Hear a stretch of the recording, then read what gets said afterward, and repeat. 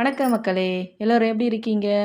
ஒரு வழியா 2 மணி நேரம் ஃப்ளைட்டுக்காக வெயிட் பண்ணி, அதுக்கப்புறமா டைமிங் வந்ததும் செக்கிங்லாம் முடிச்சு, உள்ள ஃப்ளைட்குள்ள அலோவ் பண்ணாங்களா, நாங்க அப்படியே உள்ள கொஞ்சம் கொஞ்சமா உள்ள போனோம். நாங்க குவைத் ஏர்வேஸில தான் ஃப்ளைட் டிக்கெட் புக் பண்ணியிருந்தோம். ஃப்ளைட்டில் ஃபுட் வந்து தந்துருவாங்கன்றதுனால நாங்கள் ஃபுட் எதுவுமே எடுத்துக்கல. அதுக்கப்புறம் உள்ளே போயிட்டு டிக்கெட்லாம் வந்து செக் பண்ணிவிட்டு, உள்ளே போய் எங்களோட சீட்டில் உட்காந்துட்டோம். சீட்டை என்னால் அட்ஜஸ்ட்மெண்ட் பண்ணவே முடியல. நானும் ஹஸ்பண்ட் கிட்ட கேட்டு ஹோஸ்டஸ்லாம் கூப்பிட்டு கேட்டதுக்கப்புறம் தான் தெரிஞ்சது. சரி ஓகேன்னு சொல்லிவிட்டு அதுக்கப்புறமா நான் வந்து ஸ்க்ரீனில் பார்த்தாக்கா நம்ம உலக உருண்டை மேப்போட இது இருந்தது.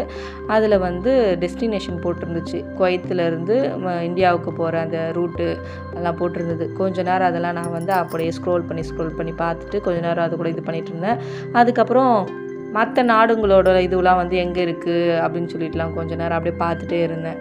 அதுக்கப்புறம் கொஞ்சம் நேரம் கழித்து பார்த்தாக்கா என் ஹஸ்பண்ட் ஏதோ படம் வச்சுட்டு இருந்தார். என்னென்னு பார்த்தாக்கா அந்த ஸ்க்ரீனில் வந்து மூவிஸில் வந்து ஒரு 2 மூவிஸ்லாம் வந்து டவுன்லோட் பண்ணி வச்சுருந்தாங்க.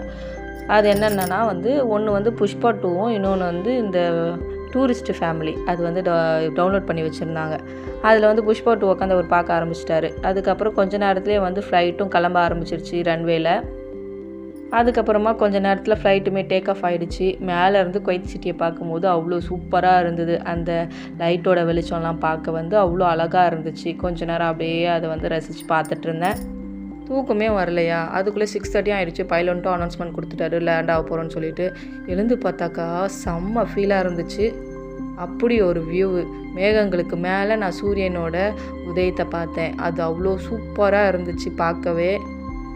அப்புறம் கொஞ்சம் கொஞ்சமாக வந்து ஃப்ளைட்டும் கீழே இறங்க ஆரம்பிச்சிடுச்சா, அப்போ பனிமூட்டமாகிடுச்சு. மேகங்கள் அந்த இதுவெல்லாம் வந்து பனிமூட்டமாகிட்டு மறைச்சிடுச்சு.